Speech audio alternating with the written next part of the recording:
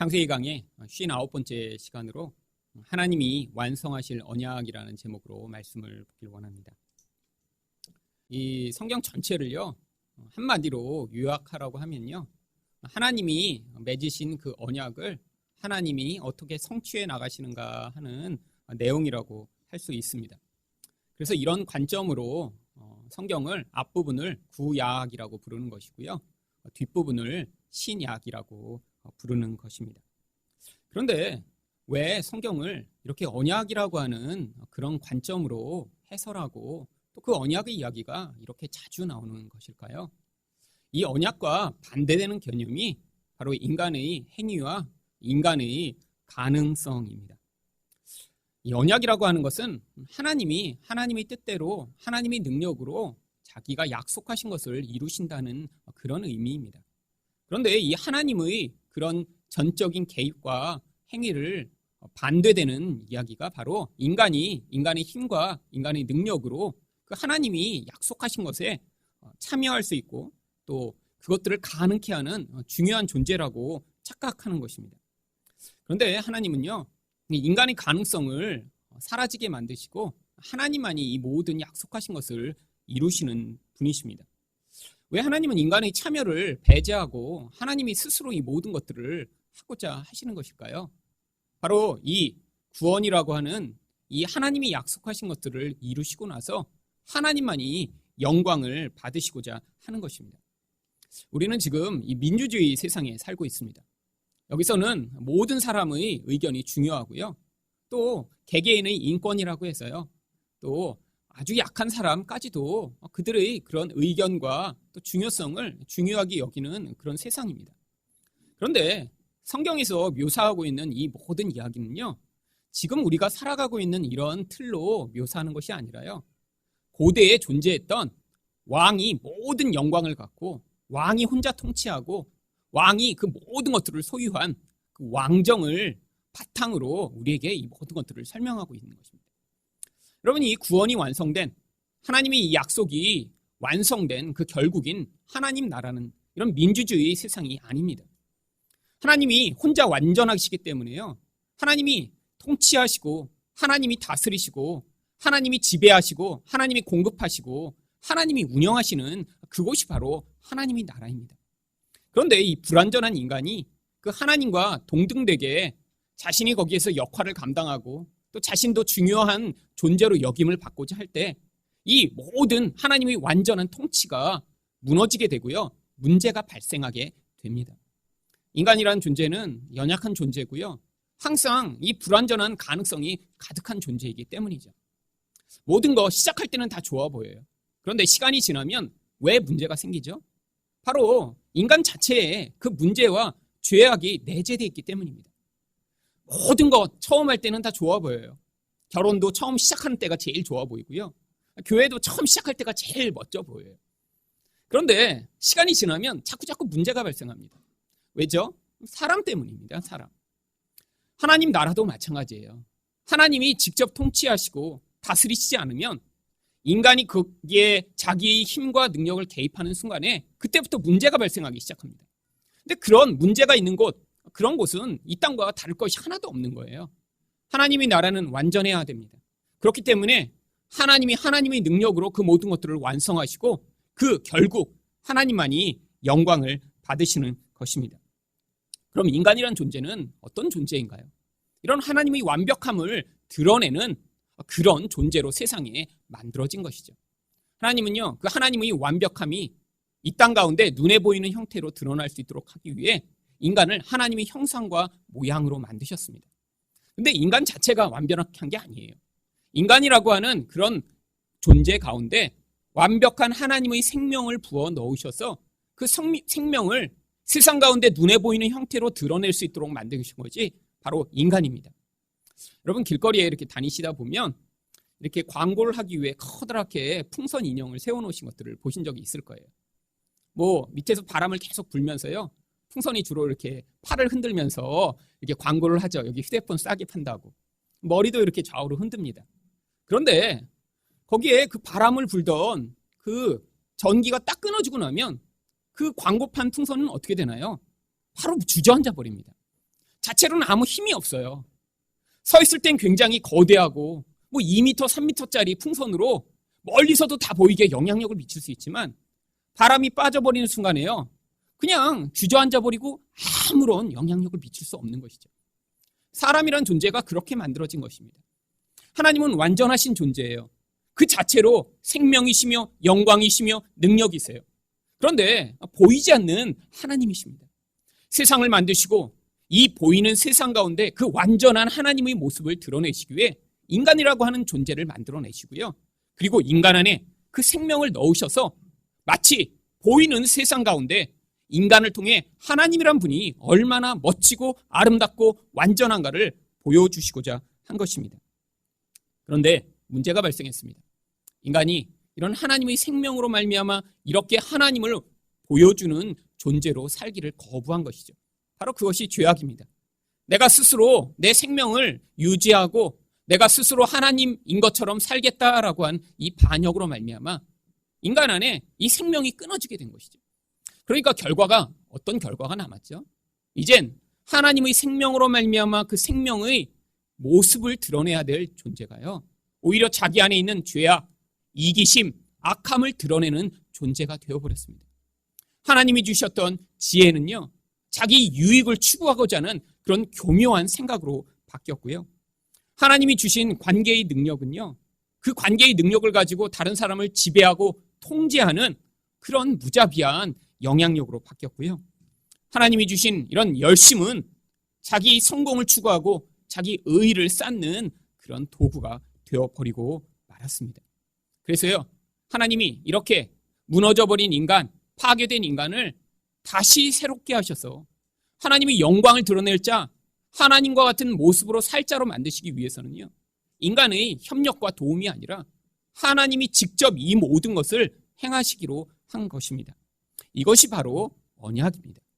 언약은요. 하나님이 스스로 내가 내 생명을 담보로 반드시 이런 무너져버린 인간, 소망이 없는 인간을 이렇게 나의 영광을 다시 드러낼 자로 만들어 완성하겠다라고 하는 하나님의 약속입니다.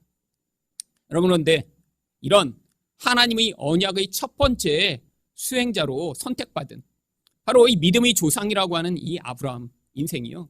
하나님과 언약을 맺었음에도 끊임없이 실패하는 모습으로 나타납니다.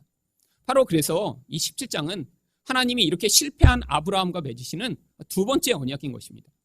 15장에서 이미 하나님과 언약을 맺었어요. 근데 그렇게 하나님과 언약을 맺고 나서 16장에서 아브라함이 한 반응이 무엇입니까? 바로 하갈을 취하여 이스마엘을 낳은 것입니다. 하나님의 약속을 못 믿었던 거예요. 내가 가진 나의 능력, 나의 가능성으로 무엇인가를 만들어내고자 한 것이죠. 그리고 나서 하나님이 나타나셔서 이제 아브라함과 새로운 언약을 맺으시며 그 언약을 통해 내가 약속한 것을 반드시 완성하겠다라고 하나님이 말씀하시는 것입니다. 즉 인간은요.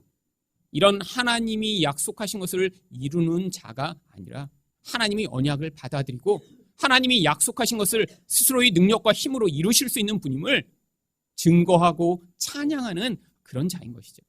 그래서 이 언약이 어떻게 완성되는지 오늘 본문을 통해 살펴보기를 원하는데요. 첫 번째로 언약은 하나님의 전능하심으로 완성됩니다. 1절 말씀을 보겠습니다.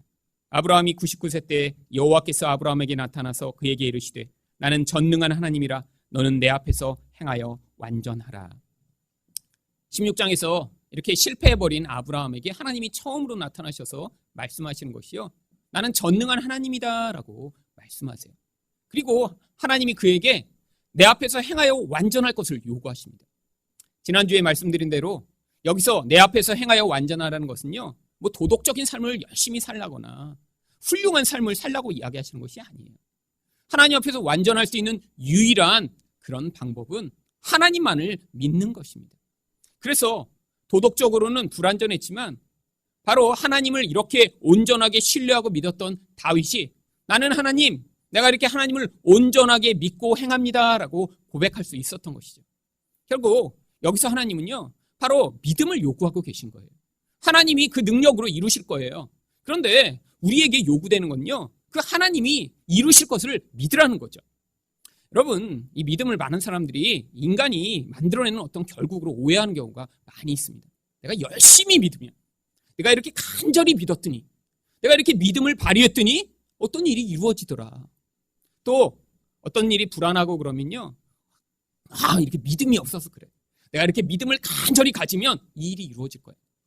여러분, 근데 이것은 믿음을 오해하고 있는 것입니다. 믿음은 그 사람이 열심을 내거나 간절히 믿는다고 이루어지거나, 혹은 그렇게 내가 열심을 내지 않으면 어떤 목적하고 결과한 것이 이루어지지 않는 것이 아닙니다. 제가 이제 지난주에 이 선교를 가면서 이제 저가 항공으로 비행기를 예약을 했습니다. 근데 이제 보니까 제일 싸게 이 동남아를 가는 방법이 이 에어 아시아라고 하는 이 저가 항공을 이용하는 것이더라고요. 그런데 이 에어 아시아가 작년에 한 대가 이제 말레이시아에서 이제 비행기가 떴다가 바다에 추락해서 이제 사람들이 다 죽었습니다. 근데 이게 그냥 모르는 사람만 죽은 게 아니라요, 제가 가서 방문했던 그 장석찬 선교사님 친구 선교사님도 그 비행기에 탔다가 가족이 다 이제 돌아가셨어요. 그래서 제가 이제 어느 비행기 이렇게 예약했다 그랬더니 그 장 선교사님이 그 얘기를 해주시는 거예요. 자기 친구 가족이 그 비행기를 탔다가 다 떨어져서 죽었다고. 그러고 나서 제 마음이 약간 두려움이 이제 몰려오기 시작했습니다. 괜히 저가 항공을 끊었나? 그러고 나서 이제 비행장에 가서 기다리는데요, 마음이 불안해지기 시작했어요. 자꾸.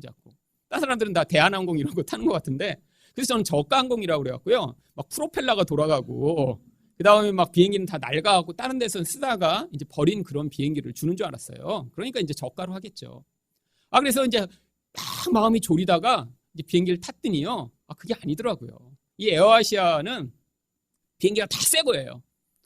다 산지 몇 년밖에 안 되는 그런 새 비행기였고 아주 좋았습니다, 비행기 자체가. 근데 왜 저가냐면 보니까 물도 안 줘요, 비행기에서. 네, 다 사 먹어야 됩니다. 밥도 사야 되고 물도 사야 되고 다 사야 돼요. 서비스도 없어요. 그냥 앉고 이제 그래서 그렇게 됐는데, 만약에 여러분 제가 이 비행기를 타고 이 비행기가 거기에 도착할 것을 못 믿으면 어떤 결과가 나타날까요? 막 불안해하고 거기서 떨어요. 그러면 비행기 타고 가는 내내 아마 힘들게 갔을 것입니다. 가다가 떨어지면 어떡하지? 이륙하다가 갑자기 덜컹하면 이거 바퀴라도 빠지는 거 아니야?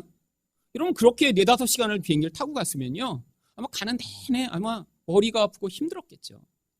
여러분, 그런데 내가 열심히 그거를 잘 믿었다고 그 비행기가 잘 도착하고, 혹은 잘 못 믿었고 막 불안해한다고 비행기가 추락하는 것인가요? 상관없습니다.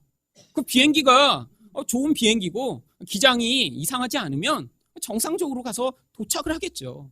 내가 불안해하건 내가 확실히 믿건 관계없이 비행기는 제자리에 가서 착륙을 하는 것입니다. 여러분, 그런데 만약에 아예 못 믿는다고 생각해 보세요. 이 비행기는 반드시 떨어질 거야. 제가 그럼 확신을 가졌어요. 그럼 비행기를 못 탔겠죠. 그럼 어떻게 되나요? 내가 했어야 될 비행기를 못 타고 아마 선교 가는데 배를 타고 갔어야겠죠. 아마 그래서 제가 선교 갔다 옵니다 하면 한 2달쯤 걸려서 잠깐 방문하고 오는.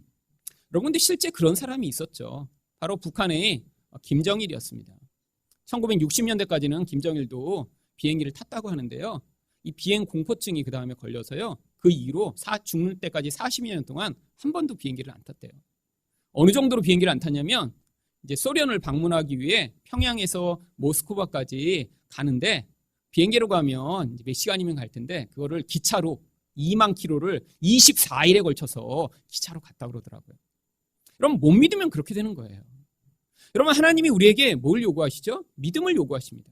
그런데 우리가 믿음을 갖지 못하면 하나님이 이루실 일이 완성이 안 되는 게 아니에요. 그렇다고 믿음을 많이 가졌다고 더 빨리, 더 확실하게 이루어지는 것도 아닙니다. 여러분, 하지만 우리가 믿지 못하면 이런 결국이 나타나는 거예요. 하나님이 지금 일을 행하고 계십니다. 우리 부족함, 우리 연약함에도 불구하고 하나님이 지금 개입하고 계세요. 하나님의 백성의 삶이 그래서 하나님의 손바닥 안에 있고요, 그 안에서 지금 어떠한 목적을 위해 다스림을 받고 있는 것입니다. 그런데 믿지 못하면 이 땅을 살 때 계속 불안한 거예요. 초조한 거예요. 심지어는 아예 못 믿으면 하나님께 반응하지 않고 엉뚱한 반응을 하게 되는 것입니다. 바로 이게 아브라함의 모습이었죠. 여러분, 하나님은 우리를 향해 계획을 가지고 계십니다. 여러분을 이렇게 부르실 때는요, 그냥 단순히 교회에 다니라고 부르신 게 아니에요. 하나님이 여러분을 이렇게 부르셨을 때는요, 각자마다의 하나님의 계획과 목적이 있으시며 그것을 하나님의 능력과 하나님의 계획으로 이루실 그런 목적을 가지고 우리를 부르신 거예요.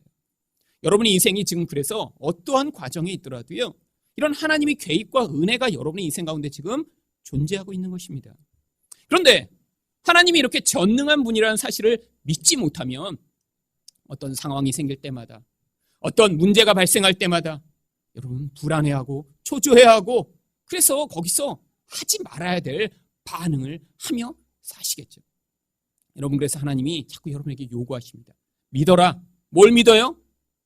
앞으로 좋은 일이 일어날 걸 믿는 게 아니라 우리 하나님이 그 전능하심으로 반드시 하나님이 약속하신 그 구원을 완성하실 것을 믿으라고 요구하시는 것입니다.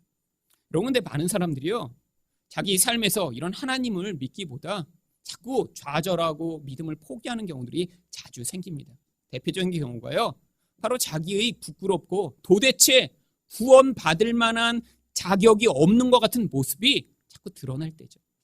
여러분, 이럴 때 사람마다 하는 반응이 두 가지가 있습니다. 하나는요, 바로 완전히 하나님을 외면해버리는 거예요. 어떻게 외면해요? 이제 뭐 교회에 이렇게 어쩌다 나오는 분들은 이제 그런 기회로 아예 교회 발길을 끊습니다. 뭐 나 같은 사람이 이렇게 10년 다녔는데도 뭐 별 소용없는데 계속 다녀서 뭐해? 이런 종류의 한 사람이 있고요. 또 다른 한 종류의 사람은요, 이런 자신의 부끄러움을 자기 행위로 가리기 위해 열심히 어떤 선한 일, 멋져 보이는 일들을 자꾸 하는 것입니다. 여러분, 이 둘 다 잘못된 방향이에요. 여러분, 우리 안에서 나타나는 이런 부족하고 연약하고 실패하고 부끄러운 모습이 나타날 때, 하나님, 저는 이런 불가능한 존재에 있는데 우리 하나님이 약속하셨으니 그 하나님의 전능하심으로 결국에는 나의 인생 가운데 나를 완성하실 것을 제가 믿길 원합니다라고 하나님께 믿음을 달라고 요청하며 그 하나님의 전능하심을 바라봐야 하는 것이에요. 여러분, 우리가 죄를 짓는다고 하나님이 우리를 구원하시지 못하면 우리 하나님은 죄보다 약한 분이십니다. 여러분, 이런 나의 죄가 폭로되고 드러났을 때 거기서 좌절하고 도피하는 것도 나의 행위로 뭐라고 고백하는 것이냐면, 하나님은 이 죄보다도 별로 강한 분이 아니시네요. 내 죄가 이렇게 계속 드러나는데 하나님은 이것도 해결하시지 못하시는 분이네요 라고 불신의 반응을 하는 것이죠. 여러분, 근데 하나님이 아브라함에게 요구하셨듯이 우리에게도 지금 동일한 요구를 하고 계신 거예요. 네가 어떤 모습이든 나는 너를 재창조하고 회복하고 온전케 만들 수 있는 하나님이니까 나의 전능함, 이 전능함을 믿어라 라고 말이죠. 두 번째로, 언약은 어떻게 완성되나요? 하나님의 의지로 완성됩니다. 2절 말씀을 보겠습니다. 내가 내 언약을 나와 너 사이에 두어 너를 크게 번성하게 하리라 하시니. 여러분, 이렇게 실패했으면 하나님이 나타나셔서 야, 왜 이렇게 너는 못하니? 너 같은 애는 지금 내가 이렇게 너만 특별히 택했는데 도저히 안 되겠다. 내가 한 번은 이렇게 믿음을 줘왔지만 아니 이렇게 결정적인 실수를 하는데 어떻게 내가 너를 신뢰하고 계속 관계를 맺겠니? 이렇게 말씀하신 게 아니에요. 하나님이요, 그거에 관계없이 다시 언약을 맺어 주십니다. 그리고 내가 번성하게 하겠다고 하나님이 약속하세요. 이게 바로 하나님의 의지로 완성되는 구원인 것입니다. 여러분, 이 세상에서 우리가 넘어지고 무너지고 실패할 때마다 하나님은 거기에 대해서 계속해서 똑같은 말씀을 하세요. 너는 네 의지로 계속해서 갈 수 없지만 내가 너를 붙들어 줄 것이고 내가 너를 완성할 것이고 내가 약속한 그 결국을 너에게 주겠다라고 말이죠. 여러분, 이런 하나님의 끊임없는 온전하심과 신실하심을 맛본 자가 사실 그 앞에서 하는 반응이 바로 3절 상반절과 같은 아브라함의 반응입니다. 아브라함이 엎드렸더니. 여러분, 왜 이제까지는 가만히 있다가 이제 아브라함이 엎드린 것일까요? 여러분, 하나님 앞에서 지금 이렇게 잘못했으면 뭔가 꾸지람을 받고 하나님 앞에서 뭔가 정말 책망을 받을 줄 알았는데 하나님이 똑같은 약속을 또다시 주시는 거예요. 여러분, 그러니까요, 자기의 행위가 부끄러워진 것이죠. 아, 내가 하나님을 못 믿었구나. 우리 하나님의 약속을 신뢰하지 못하고 내가 이렇게 내 인간적인 행위로 이런 결과를 만들어냈구나라고 하나님 앞에서 엎드려 하나님 맞습니다. 하나님, 제가 믿길 원합니다라고 하는 겸손한 반응을 한 것입니다. 그때 하나님이 또 뭐라고 말씀하시냐면 3절 하반절과 4절입니다. 하나님이 또 그에게 말씀하여 이르시되 보라, 내 언약이 너와 함께 있으니 너는 여러 민족의 아버지가 될지라. 바로 하나님이 이런 나약한 자임에도 불구하고 하나님이 그를 여러 민족의 아버지로 세우실 것을 바로 하나님의 의지로 확정하시는 것이죠. 여러분, 신약에도 이렇게 계속 실패하던 한 사람의 모형이 나옵니다. 바로 베드로입니다. 예수님이요, 자기 이제 고난을 예고하시니까요, 그 중에 대표로 베드로가 마태복음 26장 33절에서 이렇게 이야기합니다. 베드로가 대답하여 이르되 모두 주를 버릴지라도 나는 결코 버리지 않겠나이다. 여러분, 이건 거짓말이었을까요? 예수님한테 잘 보이기 위해서 그냥 한 말일까요? 아니에요. 자기가 열심히 특심했거든요. 정말 이렇게 할 수 있을 줄 알았습니다. 그러니까요, 딴 애들을 보니까 안 될 것 같아. 우리 요한도 안 될 것 같고, 뭐 야고보는 더 안 될 것 같아. 근데 다 버려도 저는 안 버립니다. 저는 진심이었습니다. 진심이. 거짓말 아니에요. 그리고 나서 또 예수님이 계속해서 너가 나를 부인할 거라 그러니까 그 다음에 베드로가 뭐라고 또 마태복음 26장 35절에서 이야기하냐면, 베드로가 이르되 내가 주와 함께 죽을지언정 주를 부인하지 않겠나이다 라고 이야기합니다. 그랬더니요, 다른 제자들도 가만히 있으면 이제 부인할 것처럼 예수님이 여기실까 봐 그때 뭐라고 하죠? 모든 제자도 그와 같이 말하니라. 말할 때까지는 진실이었어요. 말할 때까지. 여러분, 결혼하는 남녀도 이제 여기서 고백을 하잖아요. 이렇게 이제 목사 앞에서 뭐 아플 때나 뭐 힘들 때나 뭐 슬플 때나 사랑하겠습니까? 그럼 그 순간에 고백하는 거 거짓말일까요? 진실입니다. 다 진실입니다. 여러분, 뭐 결혼하면서 이제 아플 때는 제일 버려야지 이렇게 하고 고백하는 사람이 어디 있어요? 할 때는 진실이에요. 그런데 결혼을 해보고 나면 어떤 결과가 나타나죠? 아닌 경우가 많잖아요. 여러분, 할 때까지는 진실이었는데 인간은요, 그것을 완성하고 지킬 수 있는 능력이 부족한 존재라는 거예요. 여러분, 금방 이런 얘기를 하고 나서 바로 무슨 결국이 벌어지죠? 군병들이 예수님을 잡으니까요, 마태복음 26장 56절에서 제자들이 다 예수를 버리고 도망하니라. 그러면 이거 몇 시간도 지나지 않아서예요. 그런데 두려움에 사로잡히니까요, 앞에서 했던 얘기 상관없이 예수님을 버리고 다 도망합니다. 그런데 그래도 우리 베드로는요, 열심히 조금 딴 사람보다 있어서 멀리서 도망을 했지만 궁금해서 예수님을 계속 쫓아가다가 예수님이 재판을 받으시는 곳까지 갔죠. 그런데 거기서 무슨 일이 벌어지나요? 사람들이 베드로를 알아보고 베드로를 추궁합니다.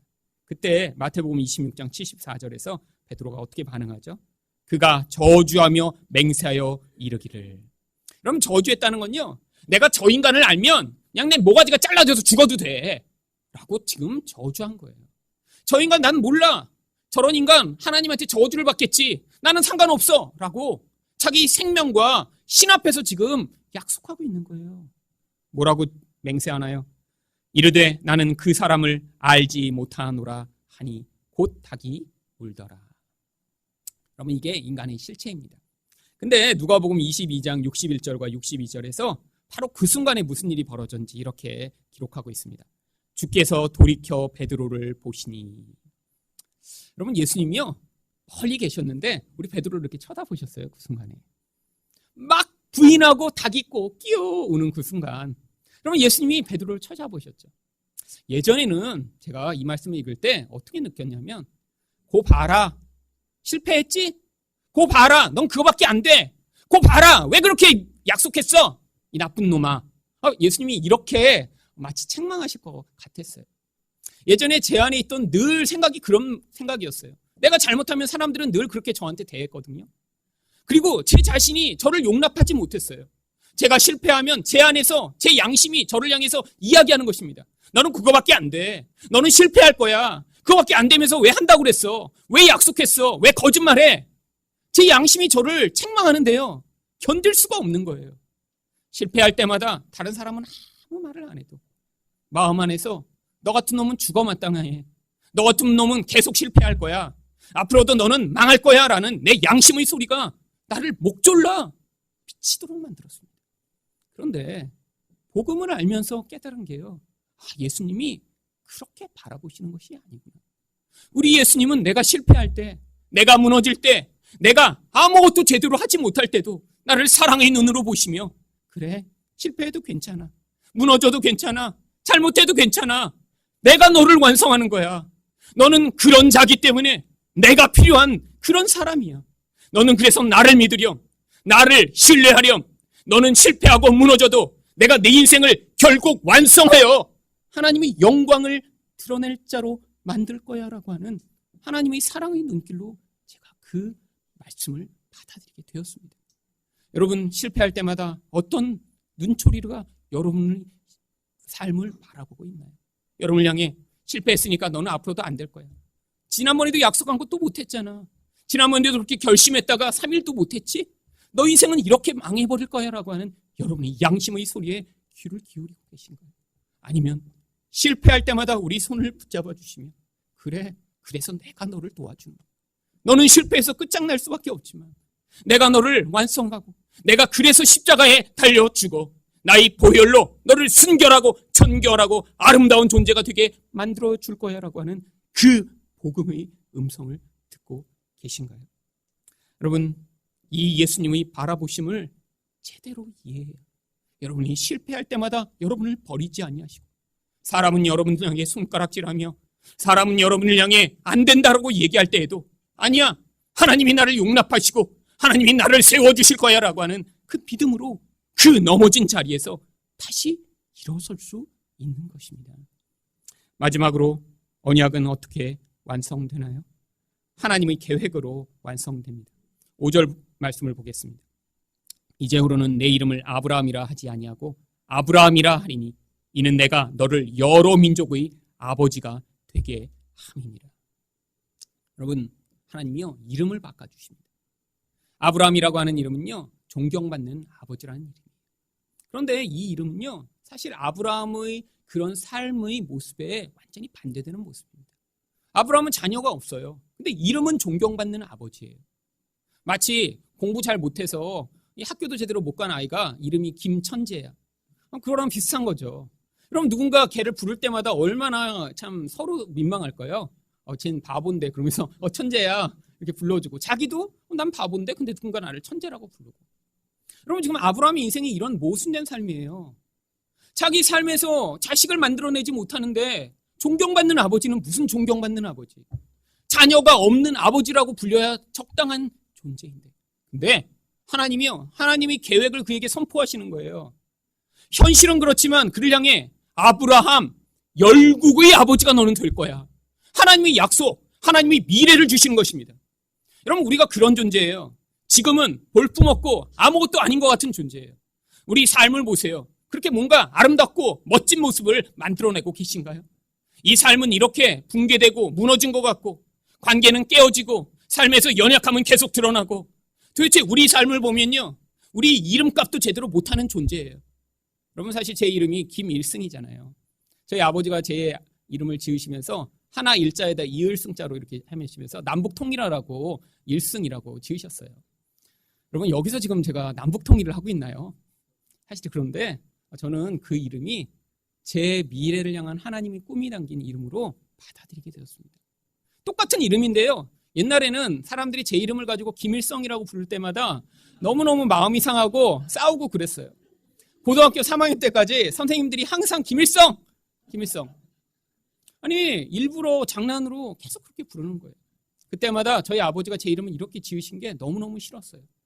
아니, 하고 많은 이름 중에 좋은 이름 많은데 왜 나쁜 놈이랑 비슷하게 지으셔서 이렇게 고통당하게 만드셨을까? 그런데 제가 은혜를 받고요. 이 이름의 뜻을 새롭게 깨닫게 된 거예요. 아, 하나님이 나를 향해 계획을 가지고 계셨구나. 우리 아버지가 이름 지으실 때 그냥 지으신 게 아니라 이런 하나님의 개입이 있었구나. 나를 통해서 남북이 통일되겠구나. 물론 제가 뭐 대통령이 돼서 이걸 통일을 할까요? 그게 아니라 영적으로 하나님 나라가 거기에도 임하도록 만드는 그런 자로 하나님이 나를 사용하시겠구나. 하나님의 계획을 받아들이게 된 것입니다. 그랬더니 이 이름이 너무 소중한 거예요. 그리고 다행히 제가 대학생쯤 돼서 김일성이 죽었습니다. 그래서 이제 그때부터 사람들이 안 놀리기 시작하더라고요. 여러분, 똑같은 이름이에요. 똑같은 저예요. 그런데 시각이 달라졌더니요. 하나님의 계획을 따라 새롭게 바라보기 시작했더니요. 이제 새로운 이름이 된 것입니다. 여러분 인생도 마찬가지예요. 여러분 지금은 여러분이 불완전한 것 같고 뭔가 모순된 것 같고 인생에서 문제가 많은 것 같아요. 근데 하나님이요. 여러분을 향해 불러주세요. 너는 내 완전한 자야. 너는 내 사랑하는 자야. 너의 인생은 내 안에서 완성될 거야. 나는 너를 택했고 그것을 반드시 나의 능력으로 이루어 줄 거야. 여러분, 이런 하나님의 시각을 받아들여서 여러분 자신과 여러분의 자녀와 주변 사람들을 바라보기 시작할 때 거기에서 변화가 나타나기 시작하는 것입니다. 여러분, 그런데 하나님이요, 이런 약속과 함께 또한 구체적인 약속들을 3가지를 허락하세요. 먼저 6절 말씀입니다. 내가 너로 심히 번성하게 하리니 내가 내게서 민족들이 나게 하며 왕들이 내게로부터 나오리라. 여러분, 지금 자녀도 못 낳는데 앞으로 민족이 나오고 왕들이 나올 거래요. 여러분, 그런데 우리는요, 지금 신약을 살고 있잖아요. 이것이 성취된 것을 우리 눈으로 지금 보고 있는 것입니다. 여러분, 구약성경 내내 이 아브라함으로부터 말미암는 그 자손이 이스라엘이 되었고요. 그리고 거기에서 다윗 왕과 같은 그런 왕이 시작돼서 이제 많은 왕들이 나왔어요. 근데 신약에 그런 왕 가운데 참된 왕인, 왕 중의 왕인 예수 그리스도가 왕으로 이 땅에 오셨습니다. 그리고요, 그 왕이 통치하시는 그 통치 아래 있는 모든 하나님의 백성은 이제 아브라함의 자손이 되어 바로 왕 같은 제사장이며 그런 예수님과 같은 왕으로 이 땅을 살아가는 자들이 된 거예요. 여러분, 우리들이 그래서 지금 왕이 된 것입니다. 여러분, 우리 도대체 신분과 모습에서는 왕이 될 수가 없는 자들이에요. 근데 하나님은요, 우리를 예수 안에서 우리를 왕이라고 불러주시는 거예요. 어떤 왕이요? 세상에 있는 왕과 같은 그런 왕이 아니라 예수님처럼 사랑하고 섬기고 희생하는 왕이에요. 여러분, 그래서 지금 여러분이 그런 삶을 살고 계시면 왕으로서의 삶을 살고 계신 것입니다. 집에서 아내한테 여러분이 섬기고 사랑하면요, 여러분 왕 노릇하시는 거예요. 여러분, 싫지만 여러분이 만나는 사람을 여러분이 원래 그가 받아야 될 대우보다 더 잘해주면요, 여러분 지금 왕 노릇하고 계신 거예요. 여러분, 그래서 제가 미국에서도 맨날 가르치던 학생들한테 가서 왕 노릇하라고 집에서 밖에서 하려고 하지 말고 가르쳤더니 집에 저희가 초대받아 갔는데 그 사모님이 남편한테 그러더라고요. 여보, 이제 왕 노릇 좀 하세요. 그랬더니 네 하면서 이제 앞치마를 두르더니 설거지를 하면서 이제 왕 노릇을 하시더라고요. 그 집엔 그래서 왕 노릇이 이제 서로 자기가 필요한 거를 이제 상대한테 기회를 줄 때 왕 노릇 하세요 그러면 이제 서로 왕 노릇을 그렇게 한대요. 참 좋은 거죠. 여러분, 그게 진짜입니다. 여러분, 남한테 지시해서 남을 시키게 만들고 남을 복종하게 만드는 게 왕 노릇이라고 생각하세요? 세상에선 사람들이요, 왜 그렇게 힘이 있는 사람, 위대한 사람, 성공한 사람이 되고자 하는 거죠? 세상의 원리는 높은 자가 낮은 자를 불리고 굴림하니까 그래요. 그런 가짜 왕들이 세상에 가득한 곳입니다. 부자들이 왕 노릇하고 성공한 사람들이 왕 노릇하고, 근데 그 왕들이 다 가짜라는 거예요. 하나님 나라의 왕은 섬기는 자며 희생하는 자며 결국에는 그 백성을 위해 자기 생명을 내어주는 그런 왕이 진짜 왕이라는 거예요. 하나님은 지금 그런 왕들을 일으켜 세우시는 거예요. 세상의 방식대로가 아니라 자기 것을 신행하고 사랑하고 그래서 남을 위해 죽을 수 있는 그런 사람들. 그래서 이 땅에서부터 하나님 나라가 임하는 것들을 우리에게 보여주시고자 하는 것입니다. 여러분, 두 번째로 또한 7절에 어떤 약속이 주어져 있었죠? 내가 내 언약을 나와 너희 및 내 대대 후손 사이에 세워서 영원한 언약을 삼고 너와 내 후손의 하나님이 되리라. 여러분, 이런 약속이 아브라함은 이루어질 것을 알 수 있었을까요? 그런데 신약을 사는 우리들은요, 이 약속이 어떻게 이루어진지를 지금 누리고 있는 것입니다. 바로 우리가 영적으로 영적 이스라엘인 거예요. 바로 아브라함의 후손인 것입니다. 그래서요, 이제는 우리가 하나님을 섬기는 자들이 된 거예요. 예전에는 이방인이었어요. 예전의 관념대로라면요, 하나님과 관계없는 자들이었어요.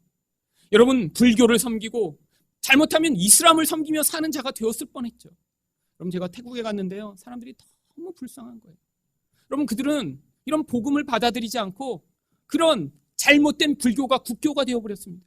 마을마다요, 절이요, 다 황금색으로 만들어져서 너무너무 화려하게 있어요. 사람들은 굶어 죽고 있고 가난하고 힘든데 절마다 다 황금빛 정말 신상과 그 불상이 얼마나 크게 있는지, 나라 전체가 모든 돈과 모든 영향력이 그런 우상 숭배하는데 사용되고 있는 거예요. 거기에 노예가 되세요. 사람들이요, 그 스님을 마치 하나님처럼 섬기며 축복을 받고 문제가 생기면 가서 상담하고, 그 모든 미신의 영향력이 사람들의 영혼을 사로잡고 있는 거예요. 여러분, 그런데 하나님이 우리에게는 이런 복음의 은혜를 베풀어 주셨습니다. 그래서 우리가 이젠 그런 거짓된 우상이 아니라 하나님을 섬기는 자들이 된 것이죠. 마지막으로 8절에서 또 어떤 약속을 주셨죠? 내가 너와 내 후손에게 내가 거류하는 이 땅, 곧 가나안 온 땅을 주어 영원한 기업이 되게 하고 나는 그들의 하나님이 되리라. 여러분, 땅 한 평 없던 아브라함에게 이 약속은 너무나 허황된 것처럼 보였을 것입니다. 그런데 그 약속이 구약에서는 이스라엘이라고 하는 나라로 완성이 됐고요. 이제 신약을 살아가는 우리들에게는 바로 하나님 나라라고 하는 그런 현실로 이루어지게 된 거예요. 여러분, 예수를 믿는 자마다 이제 우리 안에 하나님 나라가 시작된 것입니다. 하나님이 우리를 통치하시고 이런 악의 세력, 죽음의 세력, 세상의 영향력, 모든 더러운 것으로부터 우리를 보호하시고 하나님이 생명으로 공급하시는 하나님 나라가 시작된 거예요. 여러분, 그래서 하나님 백성은 이제 이런 악의 영향력, 죽음의 영향력, 세상의 영향에서 자유로운 자로 살아갈 수 있게 된 것입니다. 세상은 이런 세상의 영향력 가운데 살아가기 때문에 늘 두려워하고 욕망하고 불안해하고 걱정하고 초조해하며 살아가지만 이런 하나님 나라를 살아가는 자들은 그 하나님 나라의 영향력으로 말미암아 세상이 어떻게 돼도 그 안에서 하나님의 보호하심으로 안전하고 평안한 삶을 살 수 있게 된 것이죠. 여러분, 이런 하나님의 약속이 바로 우리를 하나님 백성 되게 만들고 있고 또한 그 모든 것들을 완성하시는 것입니다. 이런 하나님의 전능하심, 하나님의 의지, 하나님의 계획을 믿으심으로 말미암아 이 불안하고 초조한 세상 가운데서 오직 하나님으로 말미암는 평안과 만족을 누리시는 여러분이 되시기를 예수 그리스도 이름으로 축원드립니다.